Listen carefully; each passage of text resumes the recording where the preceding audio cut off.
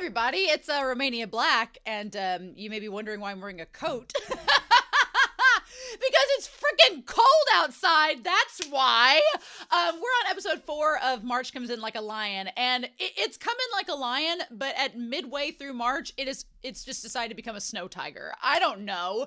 It suddenly is like 30 degrees outside in March, which is bizarre, and it's dropped down to like in the 20s. I'm like, this is so weird, and I'm not gonna crank my heat up and waste that bill because I'm like, I'll just put on another layer. So yeah, I'm wearing a coat tonight because it's so freaking cold. But I feel like I might need this because I may cry again because last week, oh my God, last week was just an emotional roller coaster. Oh my God, it was so intense. And I don't know what to say. It was just so much. And I loved it. I loved it to pieces, but damn. I was not prepared for the emotional roller coaster that I feel like this series is going to take us on. I'm here for it, but 3 episodes in and I'm crying. I'm like, okay, awesome. I like to think when I started this channel, I rarely cried at anime, but y'all got me watching some stuff that bring it out, huh? So I've got 2 comments that I want to talk about before we start this episode. One is from Death to Boredom. I really liked this. Death to Boredom was talking about how Nikaido wants the rivalry with him and Ray to be like a sports shonen, but Death to Boredom was like, well, this is a sign-in, so I was like, oh! So, boom, can't get that, right? I thought that was hilarious. And then also they said that the cat's voice actors are also the 3 sisters. I kind of like that. I like that fits perfectly in the world building where when Ray's at the 3 sisters' houses, the cats are voiced by the 3 sisters. There's like that little connection there. I think that's hilarious. I love that. And then Kaku, speaking of voice actresses and voice actors, Kaku noted that Issa's voice actor is Todo from Jujutsu Kaisen. Checks out, as well as Tendo from Haikyuu. I didn't know that Tendo, I think maybe I knew Tendo and Todo had the same voice actor, and I was like, what? Totally different characters. But Issa is definitely more of a Todo than a Tendo, so that's hilarious. Smith's voice actor was in One Piece and Trigun Stampede and was playing some other characters I wasn't as familiar with, and I was like, oh, that's interesting. But then Nikaido's voice actor, you think sometimes that voice actors who play like really loud characters are typecast? No. Eijun Sawamura from Ace of the Diamond, their voice actor plays like softer spoken characters like Akashi from Haikyuu. And then Nikaido's voice actor is the same one that plays Bakugo from My Hero Academia, but also Shina from Yona of the Dawn and Himmel from Frieren. The range, y'all. The range is insane. I have heard that their voice actor had to have like surgery on their vocal cords several years ago. So maybe since having that surgery, they're like, Bakugo's gonna be the only loud character I play, and the rest all need to be soft spoken. Although Nikaido's not exactly soft spoken, so there you go. But I thought that was really cool. I liked learning that. I thought that was great.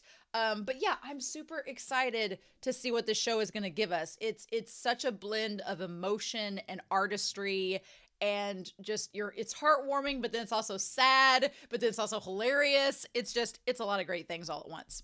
So before we start, I want to give a really quick shout out over to our philanthropy tier over on Patreon because they go above and beyond each month to support me extra, which I super appreciate. Y'all help me pay the bills for stream hosting, for buying the anime and manga that I review, to doing the streaming host sites that I do, as well as the providers of the anime themselves. You all help to contribute paying for that, and so I appreciate it. So a special shout out to Alex Cornejo, to Anime Annie, to Be Happy, to Dana, to Danger Zone, to Destiny Marie, to Eric, to Kiri, to Lyndon, to Nameless Monster, to Nicholas, to Matthew Palfinier, to Murphy, to Mateo L. Fidel, as well as Sunspots, Shimoyama, Translucent Men, Trails, and Boo Boo. So thank you all so much.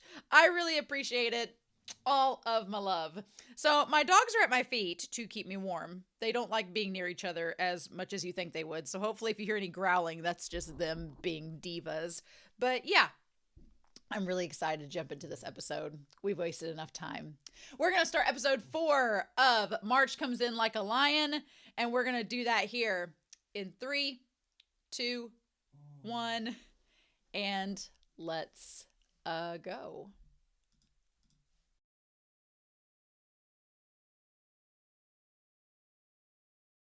Oh, this episode was amazing. Oh my gosh.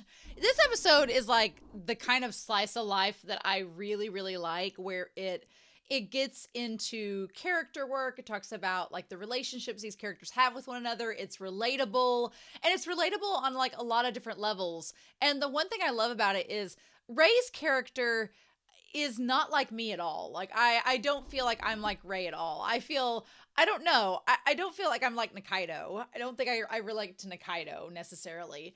But I like friends like Nikaido. We'll talk about it. I don't really connect with Ray in terms of how introverted they are. I'm kind of introverted, but I'm not to the level that Ray is.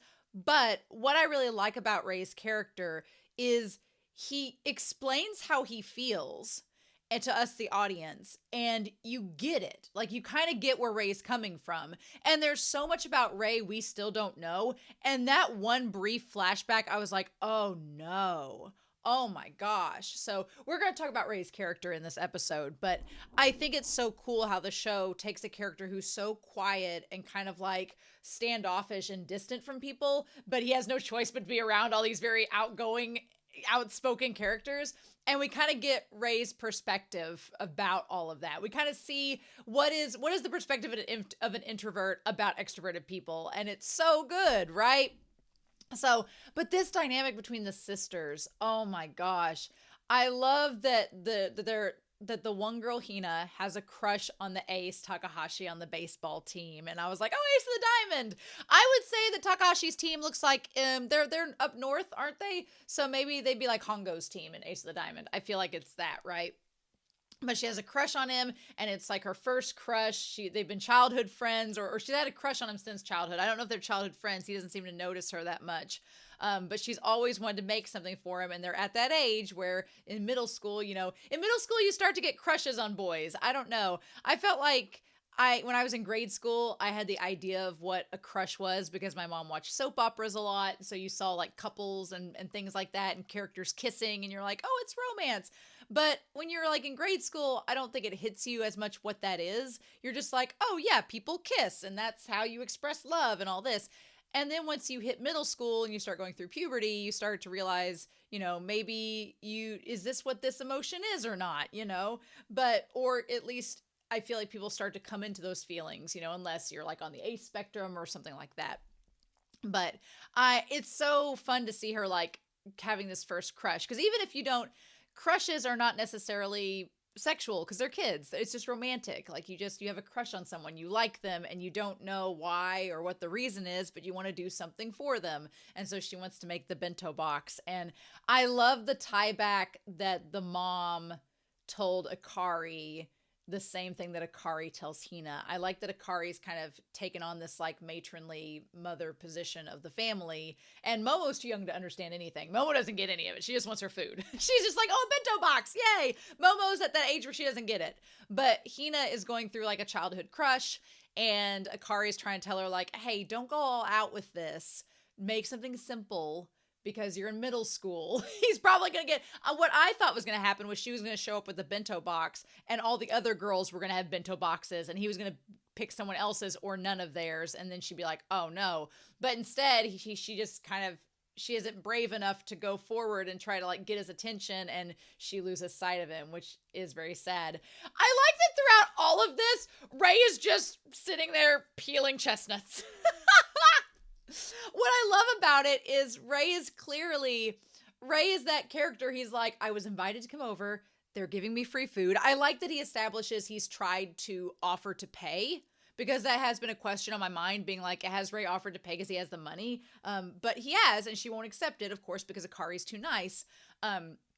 And she kind of views him like a stray. She wants to take him in and make him healthy, put some meat on his bones, and we'll talk about Akari's character as well later on in this. But Ray, Ray's just being a good house guest. He's like, I was invited here, offered free food. I'm just going to sit here and peel these chestnuts, like I was told to do. And honestly, I can relate a little bit to Ray, because if you've ever gone to a friend's house and you're just sitting there helping them with something, and then all of a sudden like a family member causes like some minor drama with your friend, and you're just sitting there like, this is none of my business, but I'm stuck here, I can't leave, and you just are forced to hear the tea. Like, I've had that happen where I've been at a friend's house and like the friend and their parent or the friend and their sibling got into a scuffle, and I'm like, I'm over here doing nothing, I don't know what you I love that Ray's very fast. He's very quick. He's also very methodical. I don't know. There is a part of me based on this episode, and I've kind of thought it since episode 1, wondering if Ray is a bit neurodivergent, whether he maybe, I don't personally have autism or am on the spectrum that I am aware of. So I don't necessarily know if I could diagnose Ray's character as being coded as having autism, but I feel like maybe they are neurodivergent or on a spectrum, or at the very least, they just aren't, they're maybe socially awkward in a sense that they don't understand the social cues of what certain things mean. I get that impression from Ray's character, that he just maybe, because he's like, I don't know what love is, and then we'll talk about that scene when we get to it. But he's like, he's trying to understand emotions, and plus, you know, he doesn't necessarily have to be neurodivergent. He could just be a teenage boy that doesn't understand how women work, and women are complicated. That's just, as a woman, I can tell you, most women are complicated. Just making a big deal out of small things, going above and beyond for more than they should, you know, making something out, second guessing themselves, being way more emotionally invested than the other side might be. It's just, and I don't want to say that's a women only thing. I think men have the capability of being just as complex. But if Ray's character is wondering why he doesn't understand women, there is a reason for that. And it's that the women around him are very complicated, and he has reason to be confused. But yeah, I like how he's very fast. He's very also detail oriented and task oriented. If you give Ray a task, he's just going to sit there and do it. So they have this game, the baseball game that's happening, the middle school game. I love our Koshin crossover. And they talk about boiling the chestnuts. And it's a winter snack, so it's like a winter tournament, I guess. But the boy that Hina is, I like that the way that Ray phrases it. Ray doesn't quite understand that she has a crush on him until they're at the baseball field. Because he's like, oh, the boy that Hina is concerned about. Like, oh, she's concerned about him, but not for the reasons I think Ray has. The cat's just meowing is so bizarre. It's such a bizarre trait that I love in this series, that the cats are just like, feed us! It's kind of like Little Shop of Horrors, where the cats are like, feed me, Seymour! Except Ray is Seymour. It's hilarious. But I love Takahashi is the son of a milkman. Son of the milkman, and him drinking all that milk, it sure helped. He went from being this cute little boy to being a dang young man. The ace of the baseball team. Yep, he got super tall really quick. And of course, Hina's embarrassed because, and what I like about it is the sibling dynamic that they talk about in this episode, where Hina, she's like, oh, my sister's so pretty, and she probably never had to struggle to get anyone's attention. And at the end of the day, Akari's like, no, I did have to struggle just like you, and it didn't pan out, but it's okay. You're going to be all right. It's kind of like Hina doesn't realize she's going to grow up and be beautiful just like her sister. She's going to be beautiful just like her, even if she doesn't think she is right now. They kind of remind me, oddly enough, of the show Full House, where there was the oldest sister, DJ, and then Stephanie was the middle sister, and then there was Mary Kate and Ashley Olsen, the twins, playing Michelle, that was the baby sister. And so Stephanie, who's the middle sister in Full House, her character reminds me a lot of Hina, where she often looks up to her big sister and doesn't think she will be able to meet that expectation that her sister sets. And then it's like, no, you're going to. You're not going to be exactly like Akari, but Hina, you're going to be beautiful, and you're going to find someone. You know, it's just natural that you find somebody appealing, and you suddenly have this crush, and suddenly the crush is like, oh, no, it's justified. Here he is. He's a middle school boy, and he's gotten tall, and he's handsome, and you're starting to feel things. You know, that's natural. And I like that Hina kind of resists Akari at first, saying that she's, you know, an old lady, and Akari's like, old lady! It's great. And then I like that Ray's just this fly on the wall seeing the whole thing. And then Momo passes out. She's not even thinking about it. But I love that they go to all this trouble trying to figure out, like, how to make it perfect.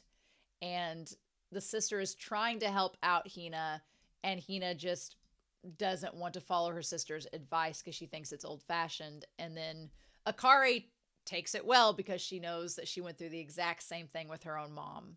It's really sweet. I do love the moment where she's like, fine, you're not going to get my advice since you don't want to take it. Do whatever, sure. And then Hina's like, actually, all of this costs a lot of money. Like, sister, money, please. It reminds me of my own mom where I was younger and I thought I knew everything. And I remember telling my mom, and I'm so embarrassed now thinking about it, but I'd tell my mom, be like, you don't know what you're talking about. I know what I'm doing. And then I'd be like, I can't afford this. Can you help me? And she'd be like, yeah, God, it's so relatable. And even though I don't have a sister, I can instantly relate to the quarrels these two are having because of stuff that me and my own mom have gone through. It's so cute. And I love that Ray, I love when they like go over and show Ray where he's just like Ray's expression where he's just like, I don't know how to deal with these girls. I don't know what to do. I'm just chopping up. Can we just have dinner already? It's so cute. He's so nervous. I can't wait to see like the manga panels of this. I'd love to get the volume and see what this looks like. And then, yeah, she says, oh, I don't have any money. And then her turning to Akari, and Akari just looks at her like, oh, now you want money to get your food? I see. And then she's like, this is an awful lot of money for one bento box for one boy, because she knows it's probably not going to pan out. And then Hina's like, well, you take in the cats and Kiriyama. Isn't that the same thing? And Ray's like, I'm sorry that I'm here. What's so funny, and it's not supposed to be funny, but it is that Ray, every time they cut to him and he looks like Eeyore off Winnie the Pooh, where he's like, I'm sorry, I'm a bother to everyone. I'm just like, no, Ray, you're not. He just thinks that he shouldn't be there. And I'm like, oh no, Ray, don't be that way. And he's just like, okay. Like, no, it's so endearing. And it makes me just love Ray's character. I'm like, no. And then Momo's like, aren't you my big brother? Where'd you come from? And Ray's like, I wonder. He's like chopping the chestnuts. But yeah, I like that Hina apologizes and explains that Akari likes taking in strays. She can't ignore something that's skin and bones and wants to make them soft and fluffy because she likes soft and fluffy things, as we find out with Nikaido. But at first I thought she was having a crush on Nikaido, and I was like, that's a plot twist, that she has a crush on him. That's a plot twist. I'd be like, Nikaido, when you get old enough, she's going to be older than you, but that's okay. Girl, poor, your butler, he can retire. But what I love about it is that it's not that she has a crush on Nikaido, but Akari is naturally a caregiver. She is someone that wants to take care of someone. And that's not me necessarily, but my best friend's mom is a caregiver. Like, she is happy when she's helping other people.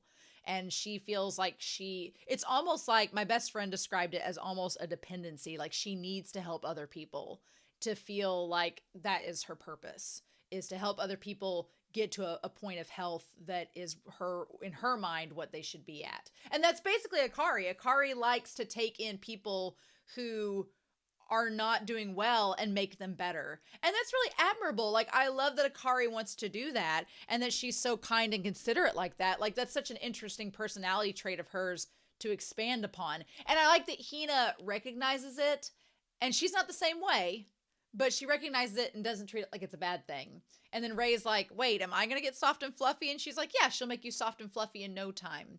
And I like that basically means she's going to nurse you back to health. I'm like, that's so cool. But then she meets Nikaido, who at first she's like, he has been nursed back to health. He's soft and fluffy. But then she realizes that something might be wrong with him, and that's why he's eating such bland food. And she's like, I can help him. I was like, oh my gosh, I'm just saying, 10 years from now, they're what? Nikaido and Ray are what, 15, 16? When Nikaido, he's 25. She might be like in her 30s. Go for it, girl. He seems like I love Nikaido's character. He's a nice guy. I'm sure you could take care of him. Sure. I do love the scenery where it's so monochromatic and it's black and white. And also, what I love is that as Hina's getting all of her stuff ready, and first let's talk about Hina getting all of her stuff ready. Everything's going awry. Everything is messing up. I I'm not a good cook. Truth be told, this would be me on a daily basis. I wouldn't even have to be trying to be somewhere. This would be me. I'm not a good cook. Everything's a mess. So I can relate to this, but I can also relate to if you ever have a crush on someone and you're trying to like get something to work out, it always seems like something always goes wrong. Like I've had this day where you're like, you try to get the thing ready for that person and you want it to be perfect and you've got everything set out. It's all going according to plan. And then something goes awry and things don't work out. And you're like, ugh. Like you try to plan out like a date and it's gonna be really nice. And then they get held up and they have to reschedule or something doesn't work out. And you're like, yeah. And then her just like in the midst of her cooking all this food, she loses track of time and she has to like figure out what she's going to wear. Like it was all so well done. Like it's just so relatable. Like you could just, all the tension and anxiety in that moment animated in this episode, you can just relate to it. If you've ever been in a situation anywhere close to Hina's, you can understand like her panic and her anxiety, right? And I love that when the phone rang, the phone got like right up in the front of the screen. It like took up the whole screen, was like, do. Like just that, it just gave a sense of tension that was so well executed. It was just, oh, I loved it. I loved it. And she figures out what to wear. I just love how this manga, how this anime is adapted from the source material. It looks great. And there's all these different cats. There's like 6 different cats in this house, right? So the thing I wanted to talk about is that we instantly cut from Hina having a panic attack because her middle school crush might not get the bento box to Ray being like, curtains are more expensive than I thought. They are expensive. My Huckleberry jumped into my window the other day, saw a deer, took off like Superman, hit the window. He's fine. He's just a moron. But he like crushed my blinds and I was like, and then I looked at how much blinds cost and I'm like, these are expensive for stupid pieces of vinyl. So they're not fixed yet because I haven't been willing myself to buy vinyl shades yet. But the point is, I thought that there was like some other reason why Ray hadn't decorated his apartment yet, but I feel like it's on 2 fronts. I feel like one, as he acknowledges, he hasn't had time off between his matches to go and buy supplies. And if we do think that Ray is the type of character who is like hyper focused on this one thing, whether you consider it a neurodivergency or not, I feel like he gets so hyper focused on the one thing. It could even be like ADHD. I don't know. I don't think he has ADHD though. I don't think so. But he gets so hyper focused on this one thing that he forgets everything else around him. So he was so hyper focused on prepping for the shogi matches that he forgot that he hadn't decorated his own apartment. And that's a thing. There are people that's how their minds work. You just get so fixated on this one thing, you kind of let everything else go to the wayside. I get that. I've had that happen too, where I've like needed to like vacuum or something and I get caught up in other things and I'm like, shit, I haven't vacuumed in like a week. So yeah, I get that. But I'm glad that he's decorating his apartment. I also thought it might be that since his conversation with Hina and talking about how Akari is like making him healthier, making him soft and fluffy, he feels more comfortable and feels in a healthier place. So he feels like he can go out and buy things for his apartment, like a desk and a chair and things. And that's when he stumbles across the field where, what was the score? I wanted to see, like, comes across the field where they're playing baseball and sees the middle school. Yeah. And the score is, it's 2-1. We don't get to see what it is. Okay. Yeah. It's 2-1 and it's only in the 5th inning. So we've still got time left, but Takahashi is up to bat, right? So his team was down by 1 and then he scores the home run. So good. Yeah. And he's like, oh, wow, the rumored Takahashi, he's really cool and tall. Yeah, he looks like a high school kid already. He certainly is cool. And then, of course, there's Hina. And like, I like that all the middle school, I like that in this series, characters look their ages. I come off of watching Kuroko's Basketball, where the characters look like they're 25. And then in Blue Lock, they looked like they were high school characters. I'll give them that. Kuroko's Basketball, they look like they were playing college basketball. When they're freshmen in high school. One thing I love about this series is that the characters look their ages. The girls and the guys in the audience look like middle schoolers. Takahashi is just his growth spurt has hit. Puberty has come early for him, and he's already like 6'2". It's great. And they're like, do your best. And then Ray's like, there she is. I wonder if she finished his lunch in time. And then he shoots it and it gets a home run. He hits it, not shoots it. And they're like, and he manages. Okay, so there was somebody on base, so they managed to get people to home. Yeah. I like that Ray's glasses go askew and he's like, a home run. And then sure enough, there he goes. Yeah. And that was it. And that's the game. Okay. I've watched Ace of the Diamond. It's like my favorite sports anime. I love it. But the joke with sports anime is that there is like a BL coded context, right? That's always the joke. The running joke is that there's like a BL coded context in sports anime. And Ace of the Diamond definitely has it. Kuroko's Basketball definitely has it. God, does Blue Lock have it. Every sports anime I've watched has had some kind of BL element in it. And I was like, are they going to BL code this baseball team somehow in the 30 seconds that they show it to us? Why, yes. Yes, they do. And so because then there's like this rainbow and sparkles as they all high five, and that part's fine. I'm not saying a rainbow is an indicator of a BL element. I'm not saying that. But when they high five, then all the guys are like wrapped around him and high-fiving and jumping him. And they're like, Takahashi, I love you. You're the best. I'm like, not even the girls in the audience are saying, I love you, but his teammates are. It's just a joke, but it's so funny that in that moment I was like, damn, got that BL element right there. I love you. And then it wasn't even that. It was just like the one guy as he's high-fiving, as he's like number 3, as he high-fives and like goes to the ground and looks up at Takashi, he says, I've always loved you. I'm rooting for them. I was like, Hina, look, girl, I know he's your crush, and that's really sweet. You made him in that bento box, and I'm sure he appreciates it, but you got competition. I've always loved you. God, that was hilarious. I freaking love that. And like even the one guy wraps his arms around Takahashi's neck, and he's like, what the fuck? Number 3 had his awakening in middle school, let me tell you. Love it. And the girl's like, oh my God, he did it. How awesome. Yeah. And Ray's like, that's so cool.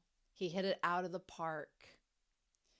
And then he's like, oh, wow. They're like, he looks like the main character from a shonen manga. I always think it's funny how characters that are the protagonist of manga series talk about how other characters look like shonen protagonists. And it's like, but you're the protagonist. It's great. And he notes how Hina, he's like, I've never seen Hina with that expression before. It looks like the springtime in her life, like a bittersweet feeling, like she's in love. All of the above. And that's when, and for a second, when he asks this, I was thinking to myself, I'm like, has Ray ever been in love? Because Ray doesn't seem to understand women. He doesn't seem to understand them. So does he understand like what it means to be in love with someone romantically? And the show answers this question for us, where he says love, and we see this woman with the ring and the bracelets in her lingerie, or she had the skirt and everything, but the skirt was like undone, like she was trying to take it off. I feel like this was the sister or the daughter of the man that took him in, and this was the sister, like one of the siblings that he seems to not have a great relationship with him. The one in episode 1 that called him out and said, said to him, like saying what a terrible name Zero is for him. But yeah, I get kind of monster vibes when she like reaches that hand down towards the screen. But when she covers, like she takes his glasses off and then shows her, like, we can't see her eyes. We see her taking his glasses and Ray's like, what the fudge? And then we see that she's like straddling him and trying to take his shirt off. And yeah, like her skirt's undone, like she was going to take it off. It's very uncomfortable in this moment because Ray clearly has no idea what's going on. And I hate that the feeling Ray associates with love is this girl like nearly violating him and like non-consensually standing over him. I don't like that. And I'm like, oh no, girl, you need to back off like right now. Like I instantly want to be super protective of Ray and be like, get away from him and like judo chop her out of here. Like, I'm like, girl, get away from him. He doesn't know what you're doing and that's not cool. I'm like, nope. This ain't Forrest Gump. Get out of there. No, get out, Jenny. We don't need this right now. That's the kind of like the vibe I get. And I feel really bad for Ray because Ray clearly is like, the feelings that he sees Hina have towards Takahashi is not the same expression that that woman had while standing over him. And so he's like, well, that's clearly not love that woman straddling me was feeling. So what was it? If it wasn't love, what was it? What was that emotion? I don't blame him for not understanding women, because he's like, I don't get it. Yeah. And then we go back to the world. Like, we get out of that vision. Damn. So they're cleaning up the field, and that's when Hina... That has me so curious about that woman and her relationship with Ray. And maybe Ray got out of there because the brother found out, or the dad found out and was like, nope, and got him away from her.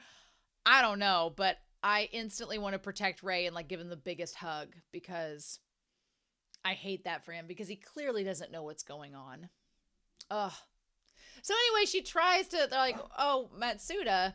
And she's like, for Monja, I'm starving. And they, like, all try to get him. And she tries to give him the bento box, but he's surrounded by all of these girls. And then he walks away. And the thing about it is, he probably was trying to get away from all of these girls. And then poor Hina. I hope that Hina gets to meet up with him later and talk to him. Or maybe he saw that she had the bento box. But it was a good thing he didn't eat what was in that bento box, because it might have been food poisoning. They might have not been playing the next game if he had ate what was in the bento box. But I feel for her, because that sucks when you put that time and effort into it and then it's not reciprocated. That sucks.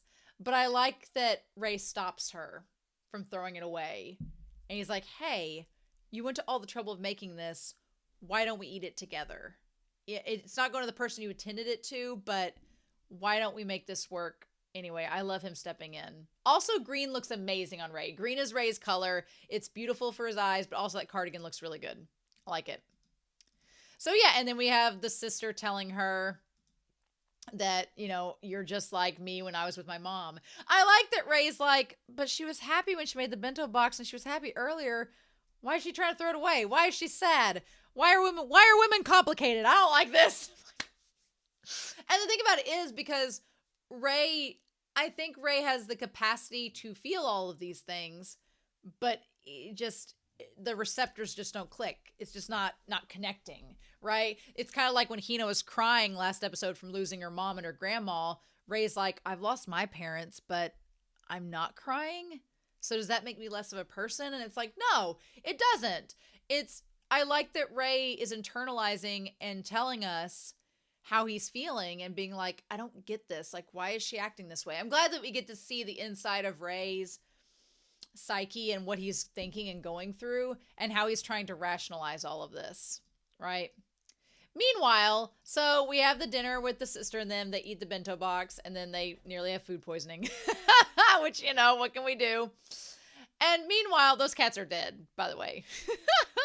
So then we cut to the next half of the episode, which is a little bit shorter, but oh god, I love this. I love that Nikaido, like, worms his way into Ray's heart. He's like, we're best friendos. And Ray's like, I didn't sign up for this, but okay. I love Nikaido so much. What I was going to say at the beginning of this discussion is I get Ray's character a lot, and in some ways I can relate to Ray, and in some ways I'm not like Ray at all. But one thing that Ray and I are very similar with is that my friends in real life are very, very outgoing, very expressive, and very loud. I always find myself around really loud people, and I like that. I'm usually like the one sitting there, like, with my coffee cup, just like listening to the conversation, and I'll contribute, but I like live for them being so outgoing. It gives me life, right? And that's what I feel like Nikaido does for Ray. He is that extroverted presence in Ray's world that helps to, he's a great foil to Ray, where he's so outgoing and openly expressive and communicative. Like, Nikaido's very communicative. Like, he finds ways to tell Akari, you know, he obviously doesn't want to talk about his kidney disease because he doesn't want to, like, make a deal out of it and make people worried, but he's like, oh no, I can't eat this. And the way he does it is so subtle in this episode, because like when they go to the fast food place and he's like, oh, you just eat this fast food, really? Oh, okay. And he's like, well, we could eat here, or nah, let's not eat here. Like, he's so smooth about it. Like, he doesn't draw attention to his disease. He just kind of like, oh, let's go eat somewhere else. I'm not feeling this. Meh.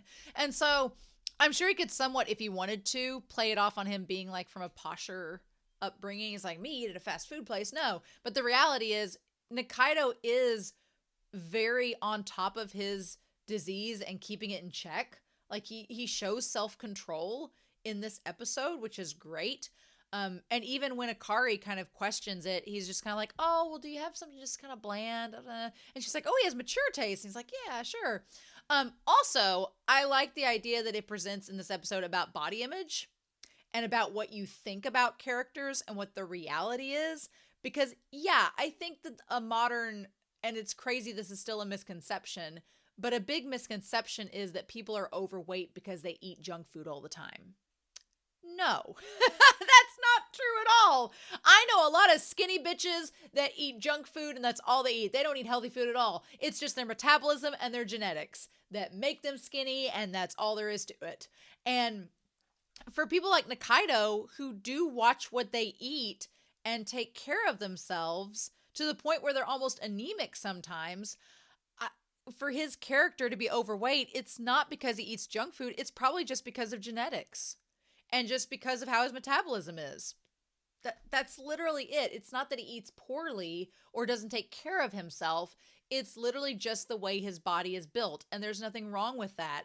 And I love that Akari, she doesn't view him. She views him more valuable than like Ray and Hina over there. Like, we're just chopped liver, aren't we? She's like, yes. But I love that this show presents that concept without being preachy about it. It just shows it to us, which is really, really well done, and just presents Nikaido as being this very resourceful, very communicative person who's instantly able to make himself at home, and he's observant, he looks around, he's like, oh wow, this house looks really cool and stuff. And I like we get to see kind of like from his perspective in the moment what he thinks about it all. And he gets to meet the sisters. It's great. Also, I love that he doesn't get offended whenever Benodo, what is it? Oh, we'll get there. Where the sister calls him like basically instead of Totoro, she calls him like Botoro. She calls him Botoro, and he doesn't get offended. He's just like, yes, I am an ancient spirit that will guide you. I was like, oh, that's so cute. Nikaido's a catch. I like Nikaido a lot. He's a great character. I love his personality. And I love what he does for Ray, that he's just like, fine, you won, but I'm going to use you as practice. And Ray's like, no, that's not how this is going to be. I like that Ray establishes that he's the type of person that would rather like study on his own. He's like, oh, well, I kind of like being by myself and studying. I don't really need you around all the time. And Nikaido's like, I'm going to use you as practice until I can beat you professionally. Like, yes. I love it. I love that we see a slow transition to his apartment as well. Like, there are curtains. He has curtains now. It's a slow transition. The series is 44 episodes long. If we go through the series and his apartment just gets more and more stuff in it, that's going to be so sweet. That will make me cry, seeing his apartment go from being this empty nest at the beginning to being filled with things and people. Oh, that'll get me. That'll get me, show. That'll get me. You're setting me up. We're only on episode 4. But he has the curtains now. It's so sweet. And then Nikaido being like, I need to develop a move, a strategy that will last beyond me. And I love that Ray's just hugging his knees like, I love that Nikaido brings out these expressions in Ray. It's so cute. I love it. I feel like Nikaido, though, would be one of those friends that would stand up for you no matter what. Like, I am fully expecting at some point in this series for those two siblings to show up and try to like make Ray's life hell, and Nikaido's gonna be like, oh no, you didn't, and he's gonna just like steam in there and like bump them out of the way. I'm ready for it. I'm ready to back up my boy Nikaido. But when he says this, he's like, don't you understand, Kiriyama? I love that he's like standing there with his hands out above the railing, like we can't waste time. We need to find this. In fact, you're the one who has to find it. The Bishop Exchange Crusher Silver Bullet. Yes. He's like, the Nikaido vaccine. And I love that Ray's like, don't you mean the Kiriyama vaccine? Like, why are you naming it after yourself? And I love the way the colors transition with Nikaido and Ray's just in there in black and white. Like, he's like, it's what I've dreamed of.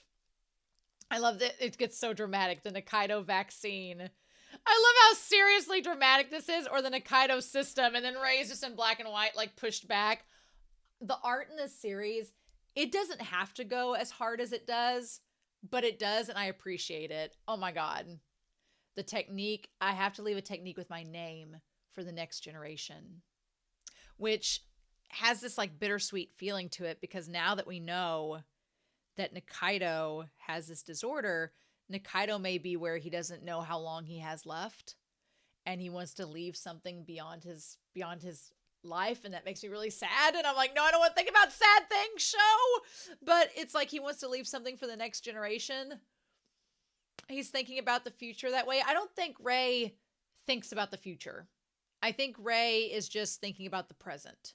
He's just living life from day to day, from shogi match to shogi match. He's thinking about the past a lot, but I don't think he's thinking about the future.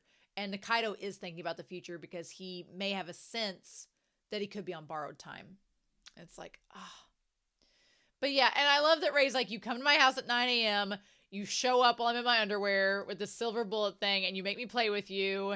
And Nikaido's like, yes. And then he gets hungry and they go out to lunch together. So I like the McDonald's parody where it's the Giga Mech. And then I like that Nikaido's like, no, I shouldn't. And he's like, what do you always eat, Kiriyama? And Kiriyama's like, oh, well, me. He's like, when I'm alone, I eat bread, Smiley's bento, mechs, or a beef bowl, or eat at my friend's house that let me mooch off them for free. And that's when he sees Momo and the sisters. But I love that Nikaido, he's so instantly good with children. Like he's a great foil to Ray. Like, Ray is kind of awkward around kids like Momo, but Nikaido instantly is like, hold my hand. It'll be safer this way. We'll go find your sisters. Like, he's just instantly amazing. I'm like, oh man, I love that, Botaro. He's like, what great intelligence you have. And I like that he just instantly connects with Momo, and Ray's just like, I've tried for weeks and months to connect, and Nikaido does it in 10 seconds. And then, of course, Akari's like, who is this healthy-looking individual that I can invite into my house? It's amazing. And Nikaido's oblivious. I'm like, this beautiful woman's in front of him. They're clearly high school boys, but I love this beautiful woman's in front of him, and he's like, what? Who? I'm too worried about my rivalry. And what a good head on his shoulder. I love Nikaido's confidence. It's great. And then he's just instantly great with the family there. It's wonderful. And he just wants some bland food. And so he's like, I want something light on protein that's bland. And she's like, oh, you have a more mature taste. And she's like, all of my training, taking care of my grandmother and the elderly patrons of the bar have trained me for this moment. I feel like they set up a lot of things in this episode that I'm wondering are going to come back around. Not only just with Hina and the baseball crush, but with Akari being like a caregiver, with her and Nikaido having this bond develop, with Nikaido meeting the family, but also kind of like showing us that he's knowledgeable about his disorder and he's taking care of it. But with him and Ray building this bond and wanting to leave like a move for future generations. There's just a lot of things set up in this episode that I'm like, okay. And then the flashback with the woman. There's a lot set up in this episode that I'm like, okay, that is going to have impact later on. We just have to get to it.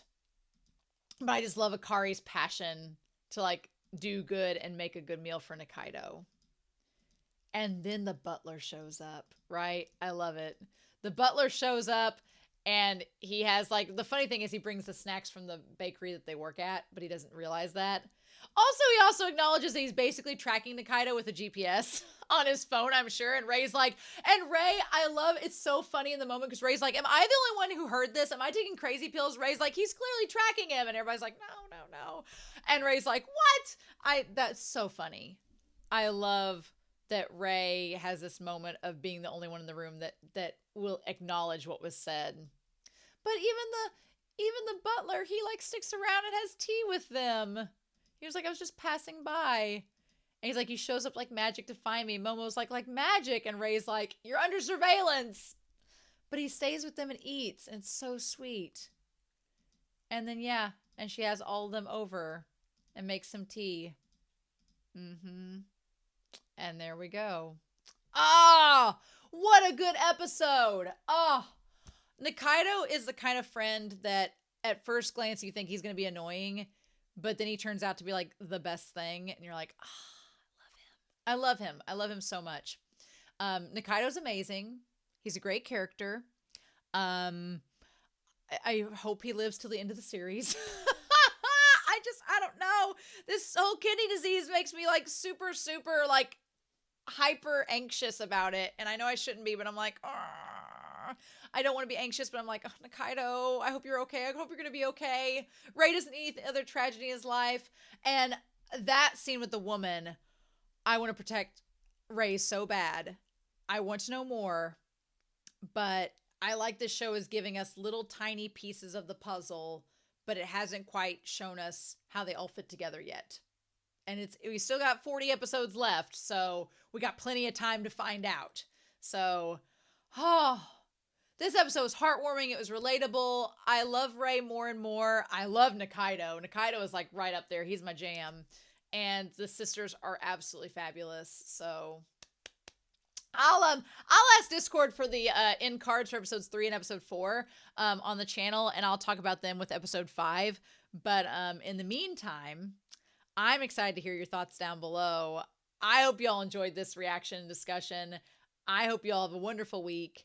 Please stay safe, take care, and yeah, I'll be back very soon with more March Comes In Like a Lion. Bye!